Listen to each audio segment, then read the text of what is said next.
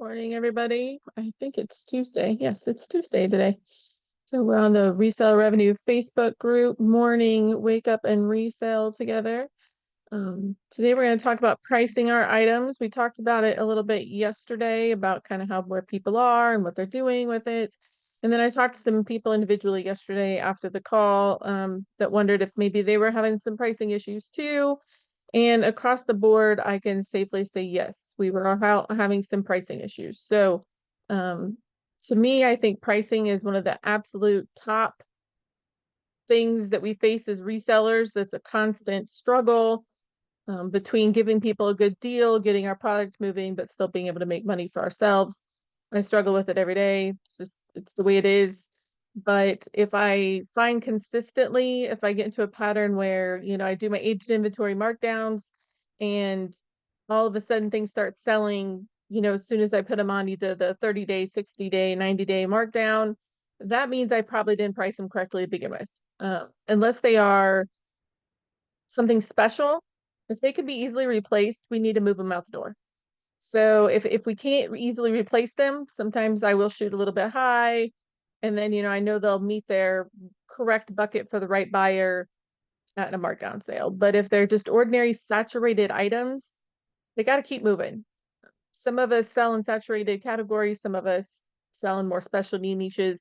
And I do believe the specialty niches probably have a little bit of benefit of the fact that they can hang on a little bit longer. They can wait for these better prices sometimes, things of that nature. Whereas if we're in a saturated market, we need to worry about things going on down the road. So do you guys feel like you're priced just right? Do you feel like you could use some help in the pricing markets? The people I talked to yesterday, it was the same thing we talked about in the call.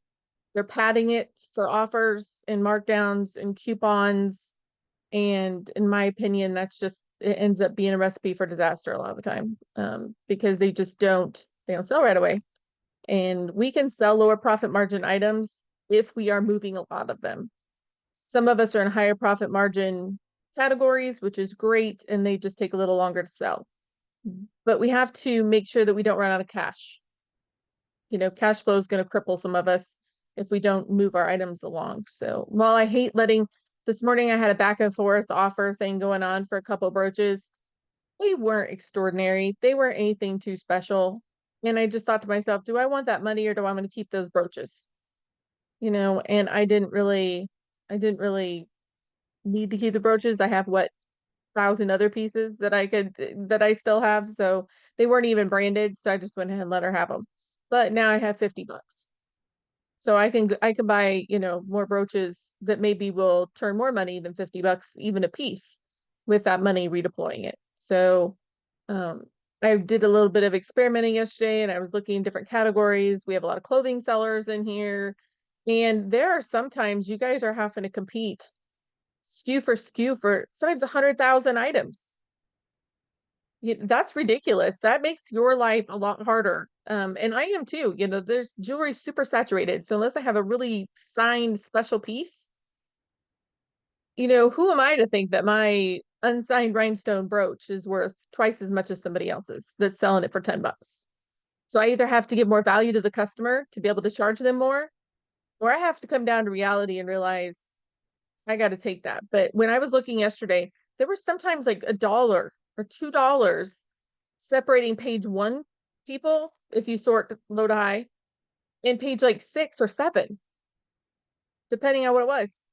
So you guys have a really hard job of having to price correctly, or why are they going to buy yours versus the couple 100,000 other clothing pieces in that category? Yeah, Jake.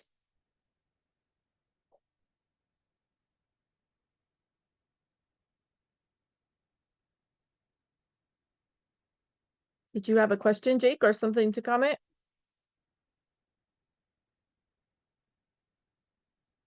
Maybe I scared him.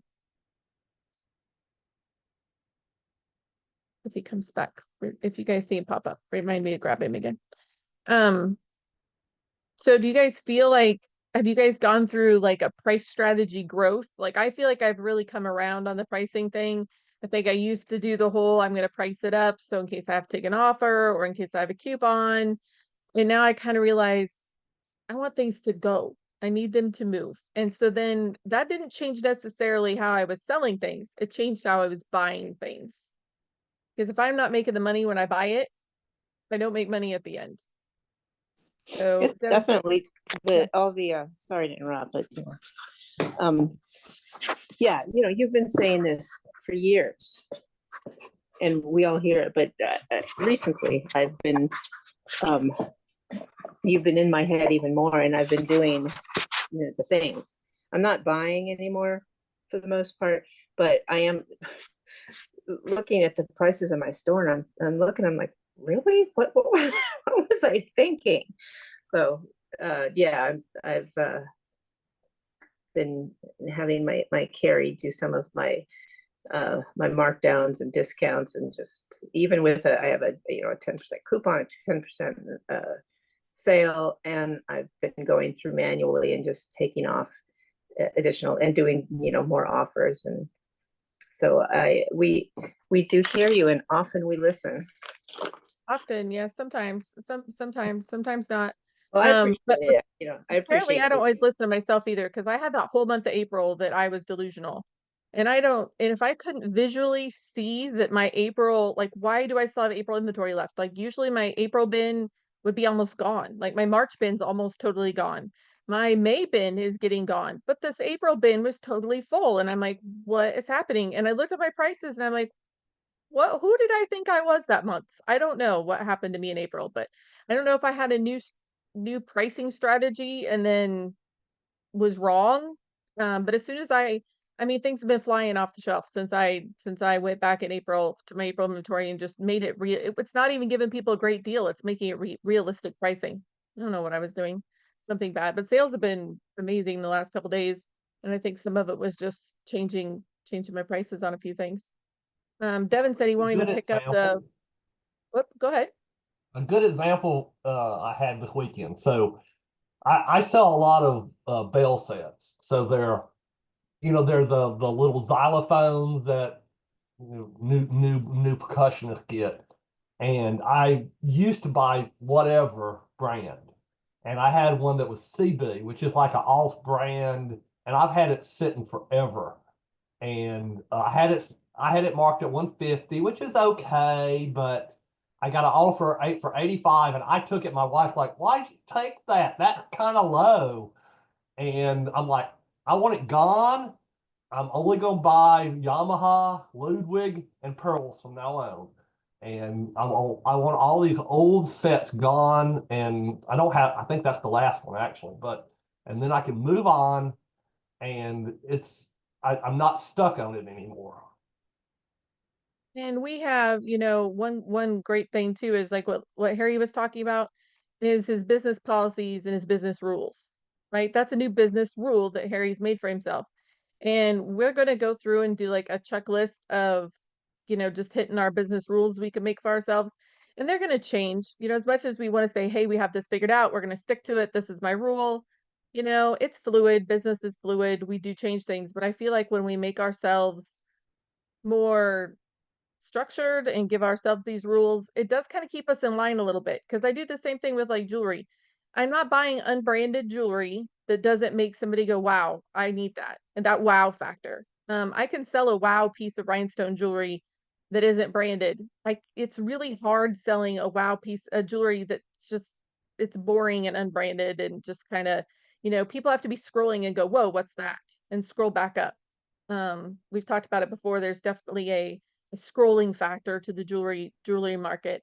Devin says he won't even pick up the Polo Ralph Lauren with the small horse, even if they're free, because there's 900,000 plus listings. And that's the thing. So we talk about how we price and how we comp.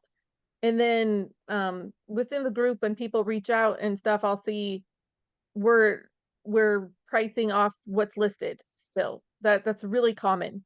And while you may want to look at to see what your market is and how many are listed and what they're listing for, we got to be pricing off the solds. And lots of times it'll be, yeah, I looked at the solds, but well, unless you're following it up with mine's, perfect condition and theirs wasn't, mine is a special edition and theirs wasn't. or, you know, they're a brand new seller, so they undersold it. We're just making excuses to overprice our items, in my opinion. Devin. I when it comes to that kind of stuff and stuff like, like I'm not doing this no more. I think a lot of it has to come to do with you're finding stuff. I mean, for me anyway, it's stuff that's old stuff in my inventory. I'm thinking like, this is crap I picked up when I first got into this business. So it's all about, it's all about growing pains and learning how to do it and whatnot. You come across it one time, it's like, oh, I'll never, I heard somebody talk about it, so I got to pick it up. You don't really know We about all it. You do get it that. home, it's like, and it's like, so yeah, and the whole philosophy, I've been getting other stuff in my head, and I think Chris talked about this a few weeks ago, saying things like, you find one thing, you think it's rare, but there's a million more of them out there. That company, that manufacturer did not create only 100 shirts of that kind. Maybe if it's it's a 30-year-old vintage shirt, and maybe there might be a couple hundred left because everything else is left, went to the landfill over the years. I can understand, but I mean, if you Yeah, pick up some expensive Ralph Lauren stuff, there's still thousands of pieces of it out there. So I just take it Yep. as a learning experience. Oh gosh, I've had so many learning experiences and expensive ones. I think of the trap I would fall into is I'd buy a lot of jewelry and they were all decent and good. There was a few really good pieces, but that's were ordinary. And I felt like I had to list them individually because I already paid for them. I have them and I paid for them. And so isn't it kind of like gravy if those three really good pieces are going to pay for the whole lot, then I need to list them. I felt that obligation to myself to list these items. And now I feel the obligation not to. I feel the obligation to myself and my business and my wallet to know when something's worth listing on their own.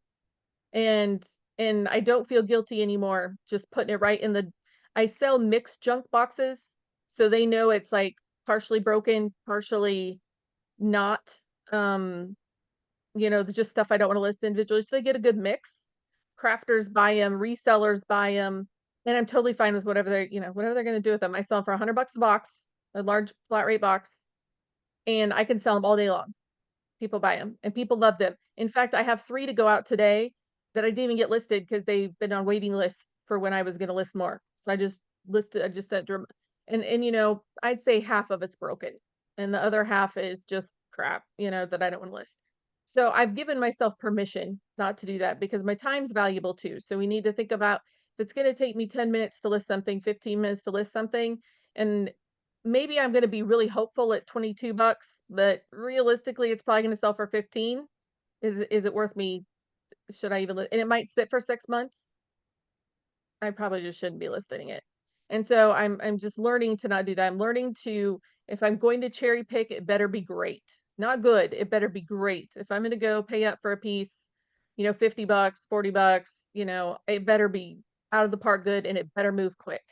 So for a while I got better at paying up and getting some better stuff, and it was definitely worth it, but it sat for a long time. So then what does that do to our cash flow? It just strangles us. So I have to make sure to not only look at the profit margin, but how quickly it's going to move down the road so I can get my money back. And I hadn't really looked at the sell-through part of it as much as I needed to. I was just looking at the big profit margins. And trying to keep, you guys can all find something rare in your category. And we talk about this a lot, but I was talking to somebody yesterday also about this, is that, and I know you guys get sick of hearing this, but doing that upfront knowledge, front loading our knowledge is so important in each category, because how are we ever going to find those amazing items? And granted, I think we're going to be selling a lot of bread and butter, and that's fine.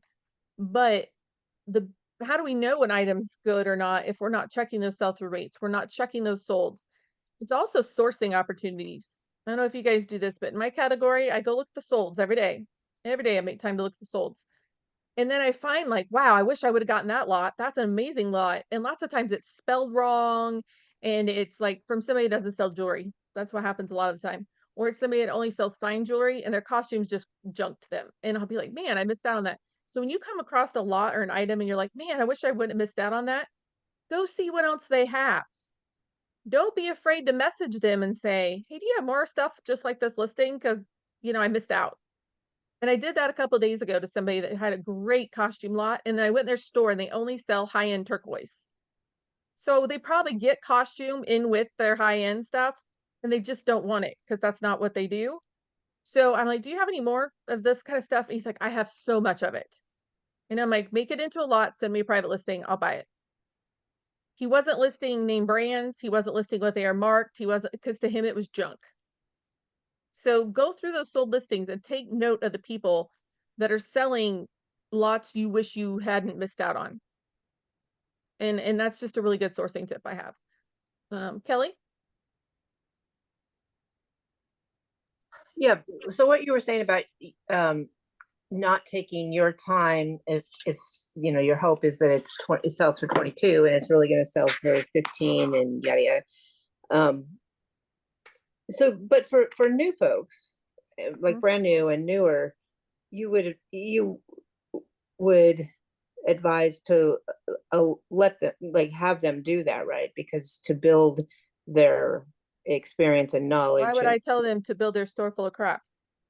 Well, not so much crap, but selling at a, because, you know, when we're new, we don't know as much to find the you know, the better stuff. Yeah, I so don't, we're gonna have a learning curve, as we all do. That's just part of the deal. We all have a learning curve. But I would still tell them to try not to do that. You know, we're gonna try not to. Will it happen? It will happen. You know, it's just the way it is. And they shouldn't get down on themselves about it. But I wish I had started eBay with like this group, because I wouldn't have had to go through as many growing pains as I same. had. And I would have, think of all the money I blew the first like year in reselling, picking up Yeah. things like, oh, I saw this YouTuber talking about it, or I think this is good, but I had no idea how to actually price comp on eBay where I was selling my items. And then you find out some of those YouTubers, they're just dumping them at auction houses. They're dumping them into whatnot. They're not even selling them on eBay, let alone for guaranteed profit. Or if you look at the price comps, they aren't real solds, they're listed. So that means Yeah. nothing to me. But I didn't know better. I Right. didn't know better. I didn't know better. So yeah, Yeah. James is right. Yeah, you like the growing pains, but if we can save somebody 10 grand from, you know, filling their house full of crap that's never going to sell, I'm For really, sure. really for that. And so when I coach people individually, when I do the individual coaching, I tell them, go to the bins. And yes, I know you can't sit there when you're pulling the stuff and you're price comping every little item. I know you can't do that. But get your cart and then go in the corner and price comp every single thing.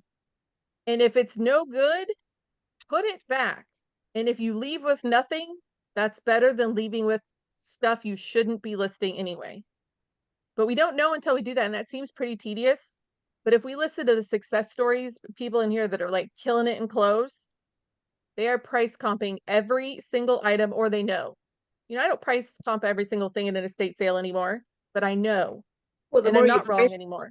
the more you comp, the more you know, and then, you know, after several times of Yeah. selling. And why I comp it? I'm concerned, I know you were as well, of new people who have made those mistakes, are not so comfortable talking about it, and then just being, you know, frustrated and like, you know, giving up, you know, and not being like, we want to tell them, like you said, not to be down on yourself. You just live and learn, and We already did happen. Yeah, what already happened happened. All we can right. do is move forward. Yeah. All we can do is move forward. But I would absolutely tell them, why are we comping stuff when we get home? That's how we end up with piles. You know, when we comp stuff when we get home because we thought it was good, and then we get home and it wasn't good. Well, now it's at home and it's not good. And then we're listing it, now it's in our store and it's not good. And then it's just not good. So I wish I had been in one of these groups to begin with, and that they were telling, I didn't even know, like, okay, so maybe I figured out how to price comp a sold, but did I know how long it was going to sit there? I had no clue. I didn't have any clue at all. And so then I loaded my, you know, oh, that's pretty, so I should put it in my store. Or, hey, that looks really nice, I should put it in my store. It's new with tags, I should put it in my store. I just didn't know. So if I can catch the new people and say, whatever you already did and it's already in your store, we either need to take it out, put it down on price, blow it out. But moving forward, let's do it this way. So it's not getting down on anybody. It's just like moving forward. And like in what Harry said, the more you comp, the more you know. Absolutely. And I do it all the time. Like I'll think something's good and then I'll look it up and I'll be like, this is not good at all. Like what, or maybe, you know, I run into size issues just like you guys do with clothes. You know, small sizes might be harder. With me, if I have a really short necklace, it could be amazing, but it might not sell because it's really short. Or a bracelet that's 5 inches, you know, that's really tiny. I'm gonna have a hard time selling that. It's the same thing. So maybe we just see a brand and we get deaf to the size. I see that a lot. People have really great brands, but the sizes are terrible. Um, and we just become like deaf to it. Just like I get jewelry blind. I'll say if I'm like in that big buy, like hour 10, I was over it. And I missed some great stuff because I just didn't even want it anymore. You know, it just got, it's the same way as you guys doing big hauls at the bins. Don't you guys ever get where you're like, I'm done. I don't want to be here anymore. And then we miss stuff because I always say it's the same thing as being nose blind. We become blind to what we're doing because we just don't want to be there anymore. So Devin said the biggest hand up he ever had in this business was finding Kristen Tech a month before I listed anything. Yeah, see, and I wish I didn't have that. And so I had a lot of like reconstruction to do. But I'm glad I found it when I did. It saved me a lot of money moving forward. But I still make mistakes. And when we do make a mistake, we just have to figure out how to. I think the worst thing we can do is when we realize we have a mistake or something we shouldn't buy, don't put it in your store just because you bought it. I feel like that is like one of the biggest things we can do to help ourselves. You bought it, you spent the money. Don't put it in your store just because, well, I already bought it. Like that was such a huge thing for me to get over myself. Um, it's like, why? You're going to weigh down your store like a big anchor. Don't do it. I go and look in some stores and they, you know, do we realize small things like our shipping's off? Or because that plays into a price, that plays into the overall price. We need to be checking our shipping policies and making sure we're not overcharging for shipping. Because if they're sorting low to high, that shipping's built into their price that they're seeing. So does anybody feel like they struggle with the pricing? And if so, like how are you pricing and how do you think maybe you should do it differently? Everybody's got pricing figured out. And if we do, that's awesome because I'm still struggling with pricing on occasion. More than occasion sometimes. Yeah, of course.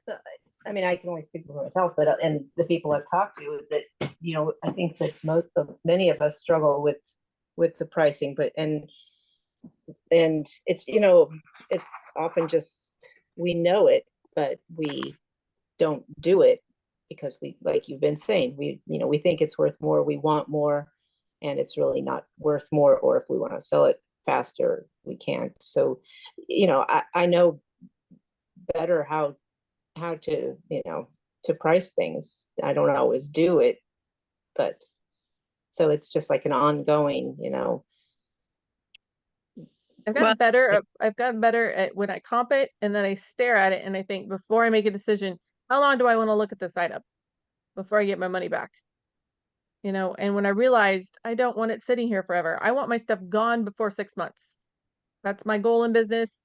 I know I'm capable of a 6-month sell through. 100% I'm capable of it. So that's what I shoot for. I want a 6-month sell through. If it's still sitting there after 6 months, we have a problem. So that probably means I priced it wrong. It's also hard when you guys, you know, we have some people that do collectibles and stuff. Boy, that vintage market's pretty wishy-washy. You know, one day, you know, somebody might pay $50 one day, they're only willing to pay $5 the next, you just don't know. So I think in vintage stuff, we have a little bit more of a wiggle room. We have to keep an eye on the market, but it is harder. But please tell me we're at least using a strategy. Who has a pricing strategy that they actually stick to all the time?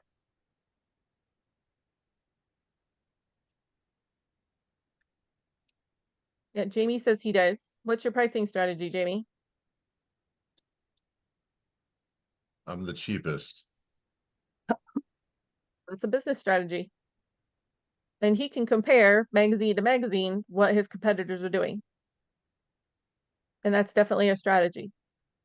Russell says he thinks pricing depends on your business plan. Some hold out for more, some price low and try to move product. Absolutely. And it is, as long as you, and I always say this, as long as you have a strategy and you have your plan, I'm totally fine with whatever you do, as long as you have the plan and you have your strategy. There are people that hold out for the top dollar. If you can do that and still be okay with cash flow, then I don't see any issues with that. If you are doing that and you're broke, then that's an issue. Then that means that business plan is not working for you. But if it works for you, I'm fine with it.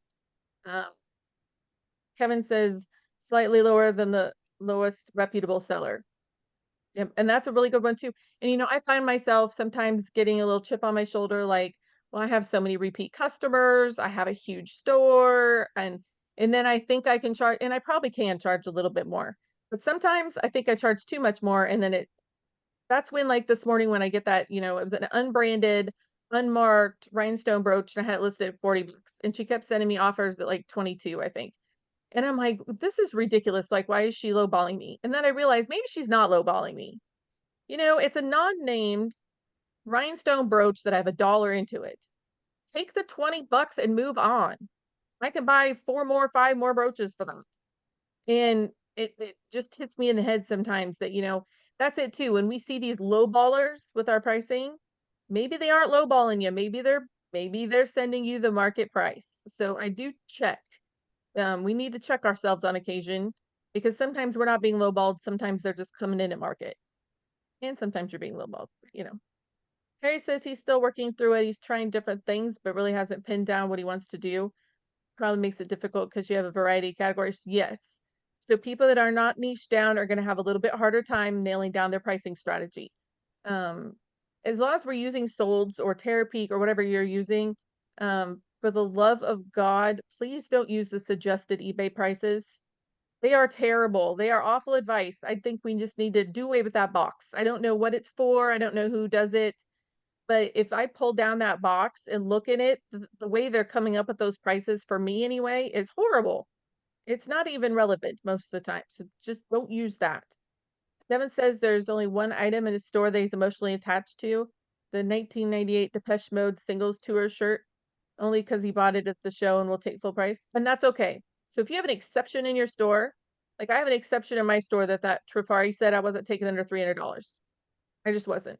So I put it up for auction, but I was okay with that because it really is one of a kind, and I can't find another one. So, you know, if you have a special item or you're emotionally attached to one item, I can see that. If you start getting precious about everything, you're going to have a money problem.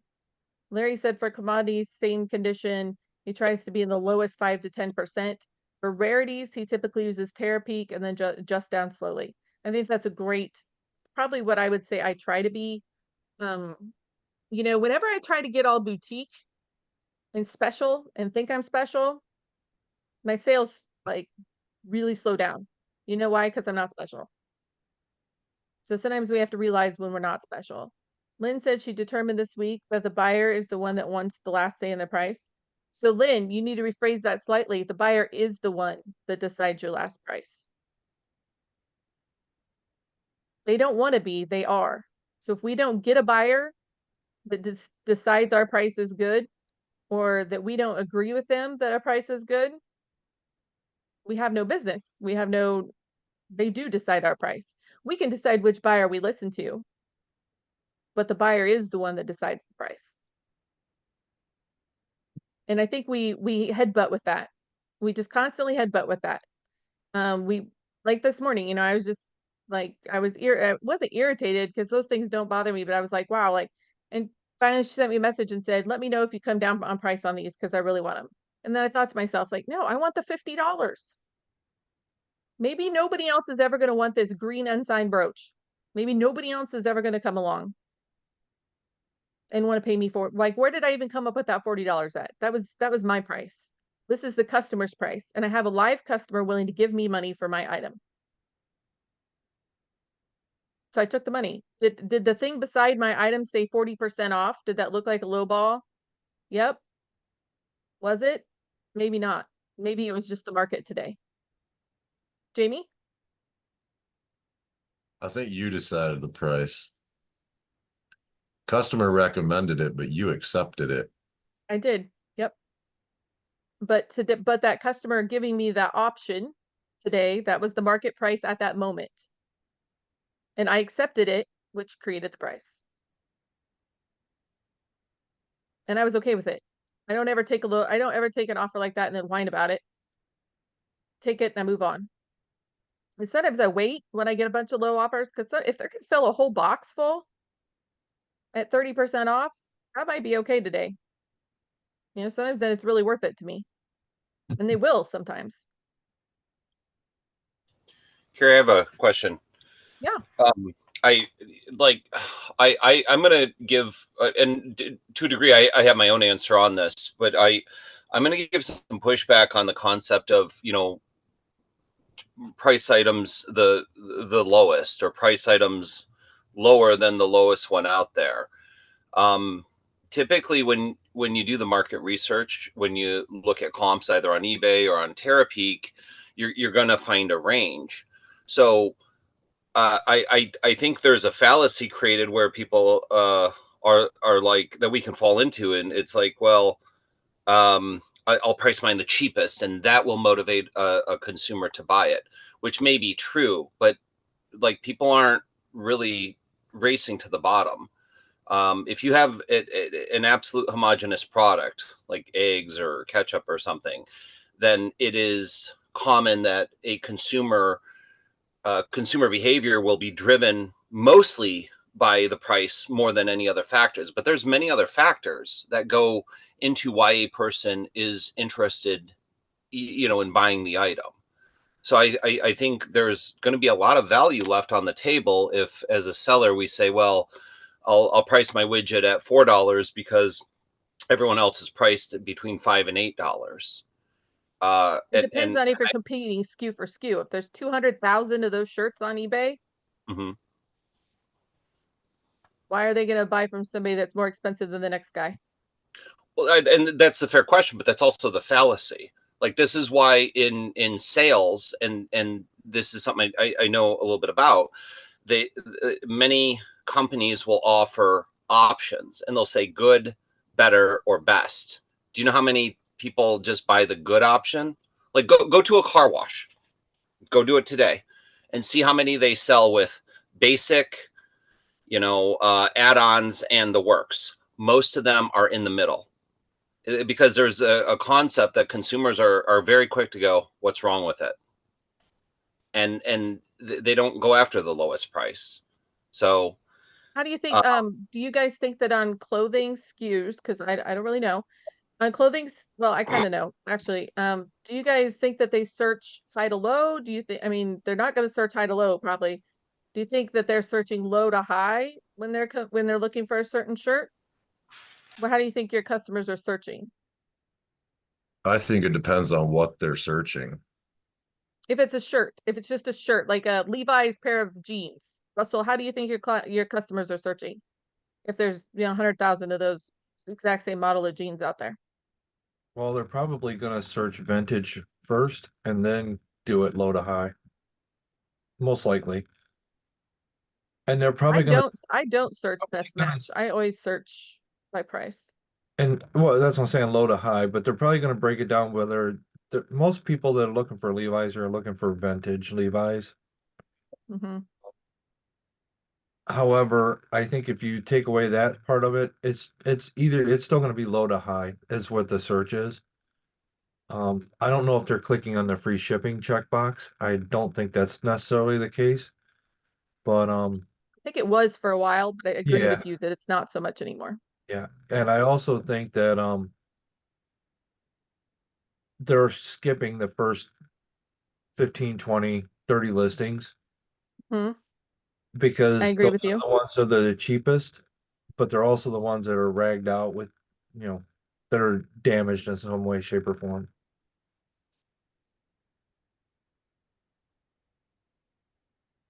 Yeah, so what Lynn is describing, that's called the beauty of our American markets, right? So she says that the buyer is willing to pay more but won't accept your offer because they can send a counter offer. They just want to have the last say. That's consumerism at its finest. And that's the business we're in. If you don't like that business model, then turn your offers off, which I would not recommend. But that's what we have to do if we don't like that, because otherwise that is exactly the definition of consumerism right there. Jamie? Yeah, well, I have my offers off. I've had them off for a long time. I just got sick and tired of it. But what I want And to I think chime in in your about, category, that's okay. In your category, I yeah, might not take offers either. I do too. Mhm. But the way I search, like if I'm really looking to buy, like not if I'm just like looking around at stuff, but if there's something that I really want to find and buy, I put it on the newest listings, and then I go to the last page and I go backwards because those are the ones that have been sitting the longest, and those are the ones I probably have the best chance of getting getting them to take a low ball offer on. I do that when I source. Because you're right, those people have been, or they are new buyers, or they're not doing the right things and they're getting their listing shoved back, and they are more willing to take it. Or I do newest listing, buy it now, just because I might catch it before somebody else does. But I agree with you that that is strategy. But I don't do best match only because on eBay, I feel like they don't have my best interest at heart with their best match. Their best match ends up being things that I don't really necessarily want because they promoted, or eBay's best match hasn't gotten great for our customers. I don't think. I think it's gotten skewed along the way. I think it used to be really good. Um, but yeah, I agree with that too, Harry. It's a good idea. Jamie's right. And in Jamie's category, if somebody wants that magazine, they're just gonna go buy that magazine. And um, and so I don't know that I would have best offer on his magazine either. I also see low price stores that don't have best offer on. But there's something about eBay, right? We have to remember where we're selling. And like Lynn, this is the same thing for you. We're selling on eBay. If you want to sell on I'm pricing my item, I want this price, I don't want the customer to end up dictating it, then we need to sell on a higher scale or a private site. Because eBay, people want to get a deal. That's why they're on, they want to get, and they like that game, right? Because there's something in our head. Like if I go on I'm sourcing on eBay and I can't do an offer, it irritates me and I don't buy. You know why? I don't know why. Because I'm on eBay and I want to make you an offer. I want to feel like I had that power. I want to feel like I made you an offer, and maybe they counter and I'll take the counter. But I just like that part of the game, I guess. And I think a lot of customers do. They like when I get offers. I know, do you guys ever get offers that's like less than what your coupon was? They just want to make me an offer. It's just something about, they just want to hit that button and they want to make the offer. I don't know why. I have no idea why. Um, Kevin says his day job is running car wash and his breakdown is 50% take the lowest, 25 take the middle, and 25 take the highest. Yeah, I'd believe that. Especially they just probably just want the job done. Maybe they're not up for the it makes sense to me. Larry says he I think buys I'm a Levi's little, space. Yeah. oh no, I was just gonna say I think I'm a little different though, because I honestly own the market. Like if you took all the sellers of Playboy and added all the issues they have together, I have more. I probably have twice as many than everybody combined. So I control my whole market. Like I can force people in, I can force people out, I can adjust all Well, the and Tuck had changes. that, right? I mean, Tuck had that Yeah. advantage because he was creating the market price in men's clothing. The suggested prices were text prices because he could do that.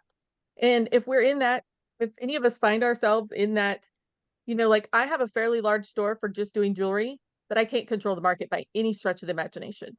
And also it depends on, in your category, are there a bunch of people from overseas able to sell things super cheap? That will press your market. In jewelry, there's a lot of people selling overseas crap that for whatever reason they are selling a lot of it. And they can do it free shipping. I can't compete with that. So I have to be a better value somewhere else. And it's not a necessarily bad thing when I say things like, if you feel like you need to, for whatever reason, you don't want to let the customer, have it. And like Jamie says, it's not them having the last say because you either accept it or you don't.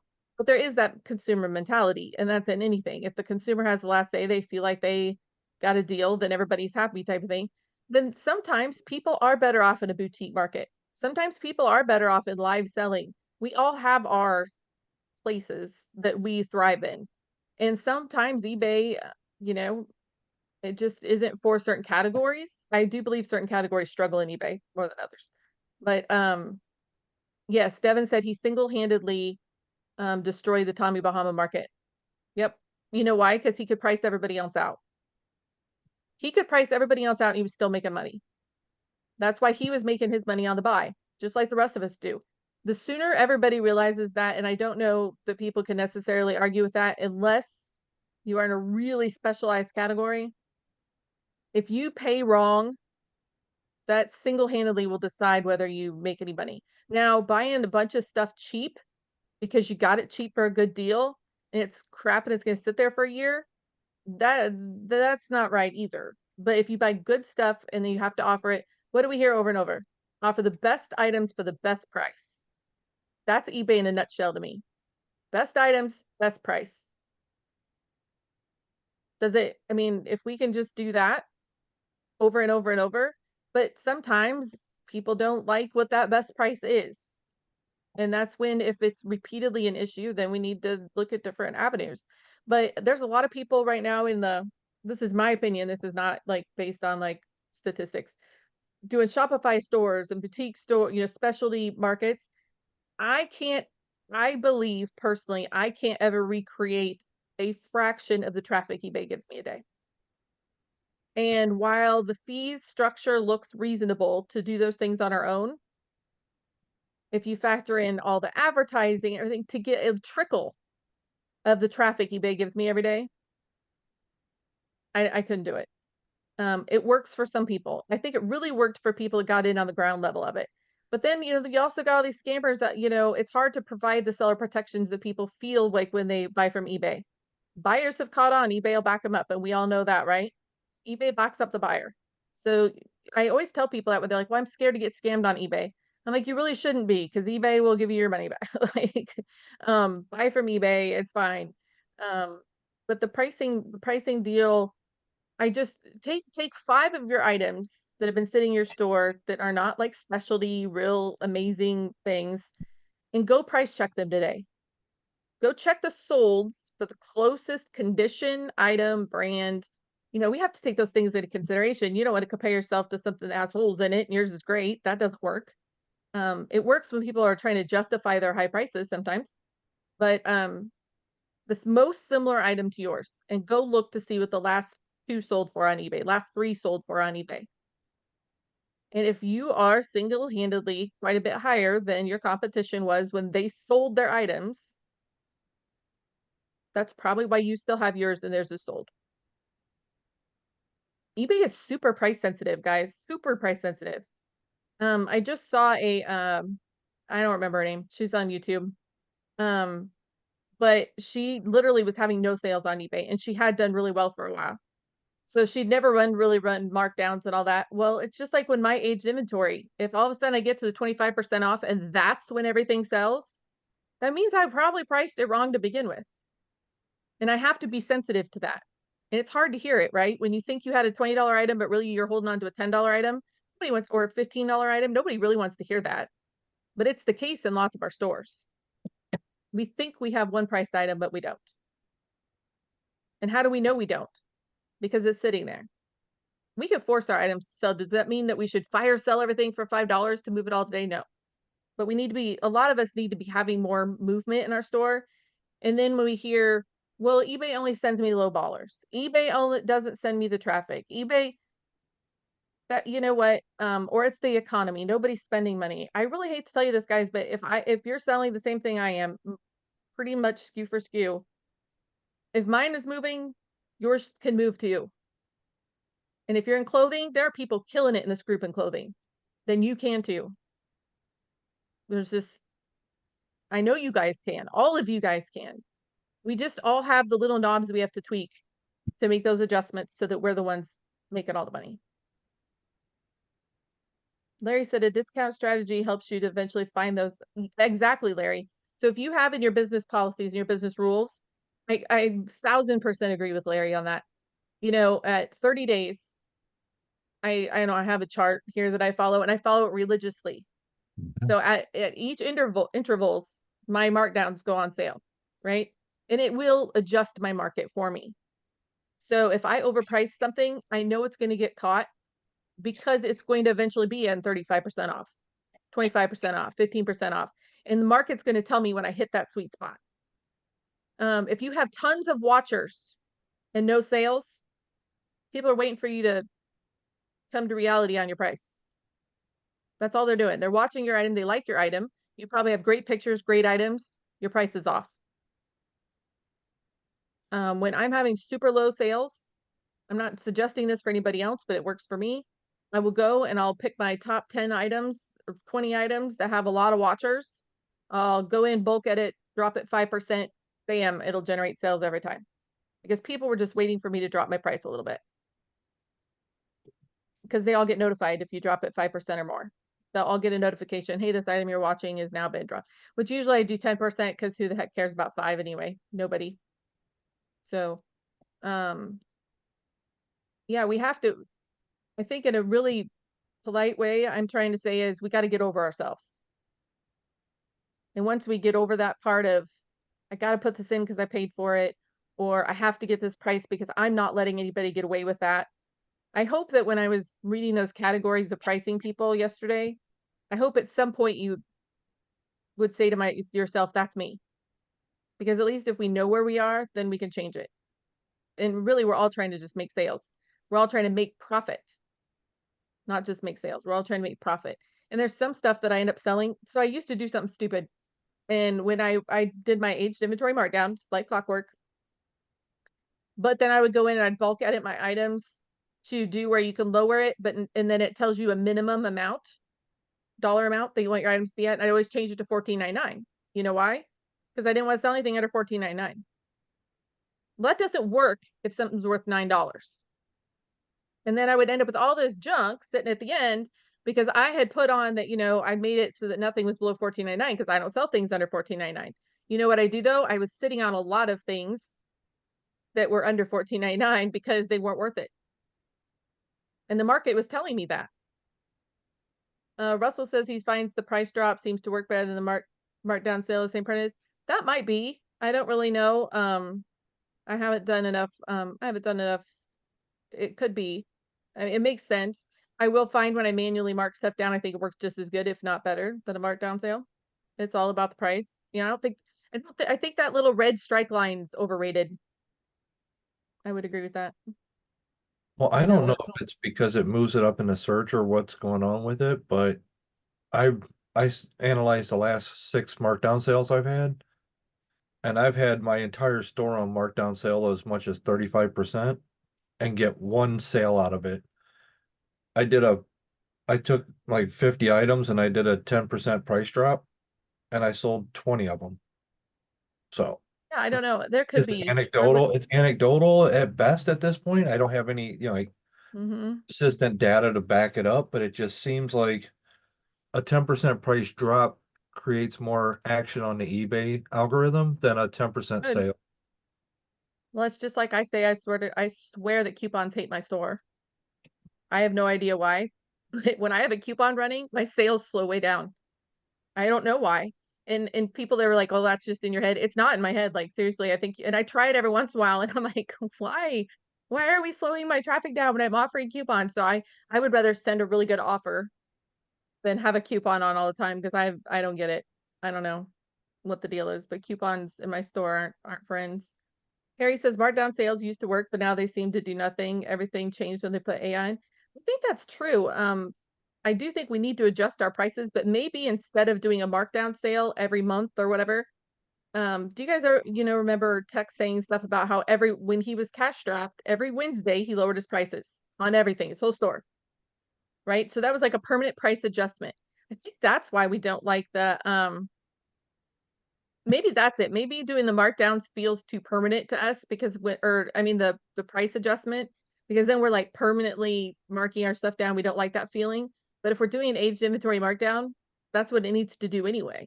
It needs to be marked down permanently, not just for the sale. So there's probably something to that. I would subscribe to that. But I think that little red slash is overrated. Like when I'm looking for stuff, I don't care because lots of people run fake sales. And the fake sale things kind of ruin the markdowns on eBay, I think, because people will increase their prices, think they're being sneaky, and then they're running a sale. Do you think the bulk of shoppers are that smart? I think they're Like the smart ones enough that to look don't know at how eBay works. Like I don't know that they're smart enough to know they're doing that, but I know that you're still overpriced. You know, you could have a 50% off sale on and still be way higher than your competitors. You know, I mean, I think they're that smart to at least know. And also we have to, once in a while, everybody needs to be pulling their listings up and going in incognito mode and tell me where your listings are falling. And there's certain categories you can probably get away with being on page 2 or 3, but there's most categories, if people are searching for your direct item and we can't find your listing, if you can't find your listing in incognito mode, your customers can't find your listing either. So that's something we should all be doing once in a while. I do it all the time. Like, I want to know how my customers are finding my items. It'll also help you through titles, because I realize that your incognito mode is in Portuguese. That's probably your wife playing funny jokes on you, which is hilarious. Oh no. But I do think we should look, you know, and I know I get a little pushback. I think the whole bigs thing and clothing still works great. I'm a big subscriber to that. You know, Kimberly turned me on to that for quite a while ago. The brand, no, I can't remember, brand, item, gender, size. I think that still works with clothing. I think jam packing the 80 characters worth doesn't work anymore in any category. That's my, you know, I know people get all offended like that, but I sell a lot of vintage rhinestone brooches. And you know what the title is? Vintage rhinestone brooch. And I sell a lot of them. So Devin, you got all sorts of problems over there. Devin's going to be like trilingual before long. He's going to have it figured out. And keywords on the end only if they actually apply. Absolutely. Shoving a bunch of keywords in there that don't apply does not work. It will skew the search results. Okay, so I was going to talk to Lynn about this in the jury call, and I still will. I had, because I don't know, I thought I was smart or something, thought if I put earring, like earring set instead of earrings, well, wouldn't you think that eBay would bring up earring because it's part of the word earrings, right? More than if you had earrings and you know, earring wouldn't have the S on the end, right? No, Jamie, did I tell you that you were wrong when you said that the short titles were better? Chris did. Chris did, but I always said that I thought it was right. I completely said I thought it was right. And Chris isn't on the platform, so I don't know that we need to do the platform, you know, be aware of what our platform's doing today, because the platform's not the same as it was 2 years ago. It's not the same as it was a year ago. It's changed so much. Putting the word earring in, those items are not pulling up when people search earrings with an S on them. They are not pulling up because they're not the same word. And it used to be if it was part of that word, it would still pull it up. They don't pull up anymore. Really? Yeah. And I thought I was being smart doing earring instead of earrings because, you know, I thought earring would still pull up because it's part of the word. I shot myself in the foot. Wow. Yeah, I had no idea. And I think it's because AI is getting, you know, we were all part of eBay when this whole AI thing started and it was a mess. But I think AI is evolving. It's getting smarter. It's getting better. It's getting more predictive. It also wants to pull our stuff down.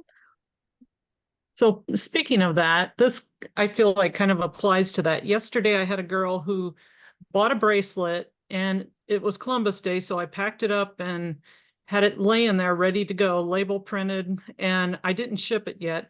And she messages me and says, "Oh, can you please cancel this order? It's not a Brighton bracelet. You stated it was a Brighton bracelet and it's not." And I went, "Crap, did I?" And I went back through the Hello, this is listing. Larry. Hi, ladies. This is Melissa calling parent in a And I realized there was nowhere in that listing that I said it was Brighton. And actually, in my mind, I thought, oh yeah, it does kind of look like Brighton, but it never crossed my mind initially to even put that in the listing. And I told her I did not put this in the listing, and she goes, I only buy Brighton, and that's all I search, and yours came up, so you have it in your listing somewhere.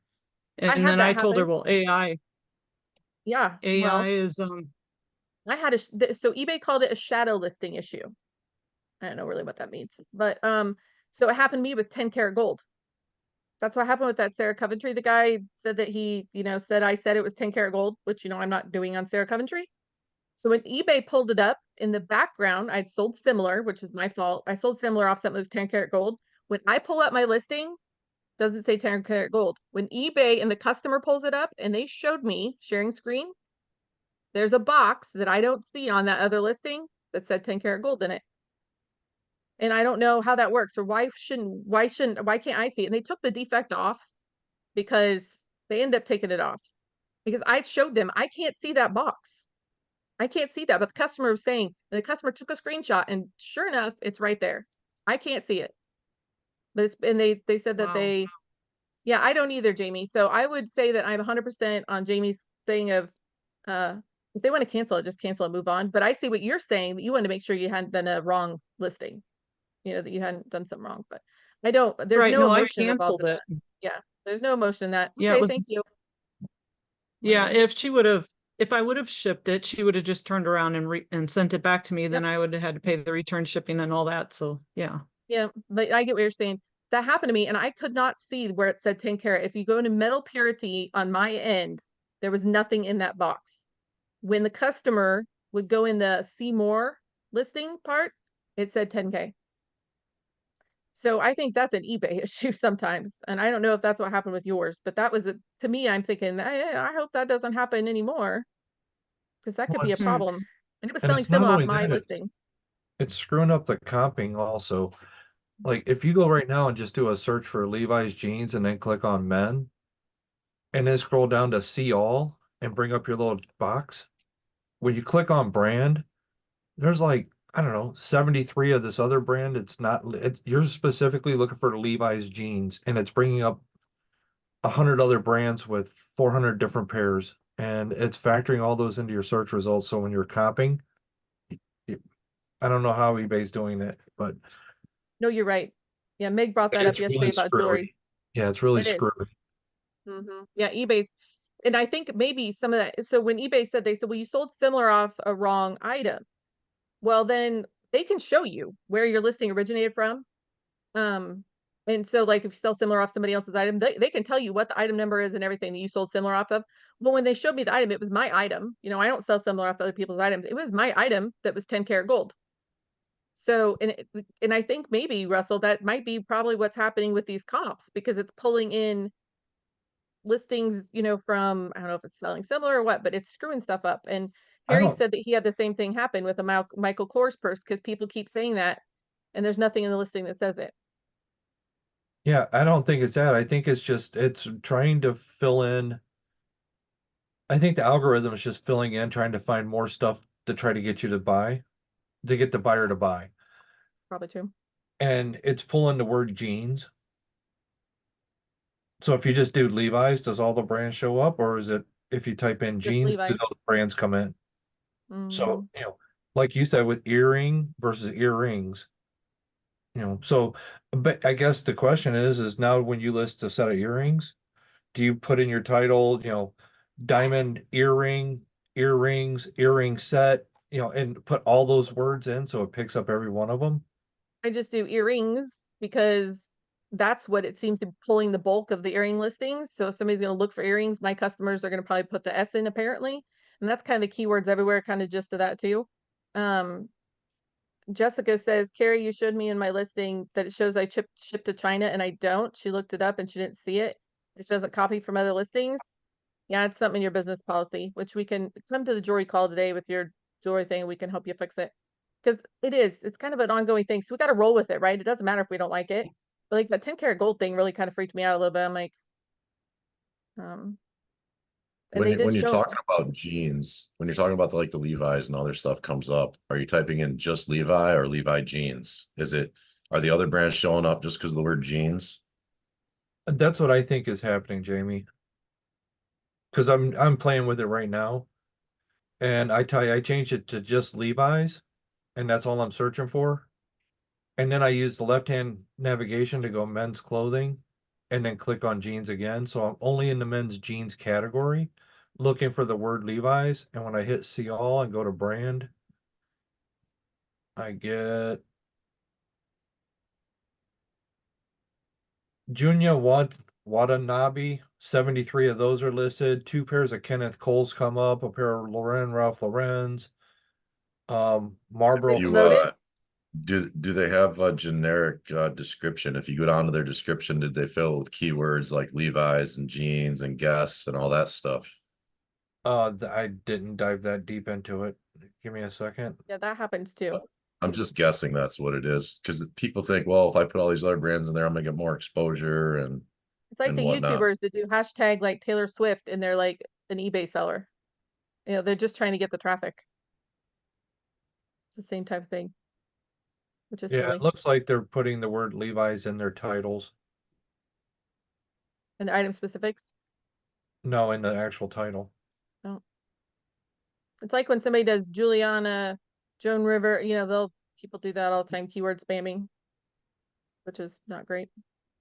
All right, well, I gotta run. Thank you guys so much. And tomorrow is the interview with Becky and Marsha.